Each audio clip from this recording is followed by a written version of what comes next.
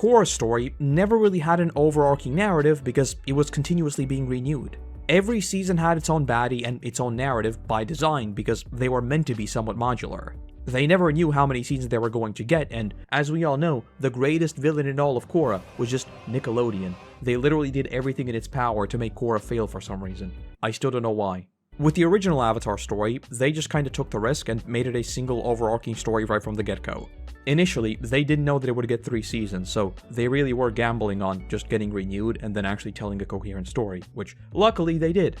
With this series though, having at least 2 seasons right from the get-go, even if they are just 26 episodes, I think is automatically going to mean that the arcs are a lot more coherent and sort of forward-thinking. Whatever the case, based on what we know at least, I think this is a very good sign, and that just basically means that going from season 1 to season 2 will feel a lot more natural. Going from book 2 to book 3 was very natural, everything felt fitting, and got zapped, and then right away we go into the final act of the story. All of that was planned way in advance, and it just kind of made sense. Whereas maybe book 1 to book 2 felt a little bit more dicey, and then with Korra, again, every single season was a standalone thing and loosely connected into a larger story. Moving into the story stuff though, officially, we only have the logline, but I think that gives more than enough to already start yapping about the world has been shattered by a devastating cataclysm. A young earthbender discovers she's the next Avatar after Korra. But in this dangerous era, that title marks her as humanity's destroyer, not its savior. Hunted by both human and spirit enemies, she and her long-lost twin must uncover their mysterious origins and save the Seven Havens before civilization's last strongholds collapse. Even when Korra was initially coming out,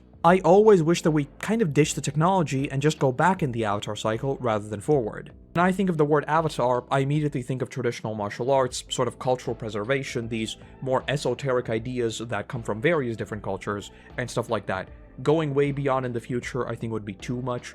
Korra already moved away from that a little bit forward in time, but just wiping out all technology, well, I consider that a W. We've had no technology, we've had quite a bit of a technology where lightning bending, the most sacred fire-bending form that only the royals knew, was literally used for practical things. And well, now all technology is gone again because there's been a cataclysm and we're sort of a post-apocalyptic thing.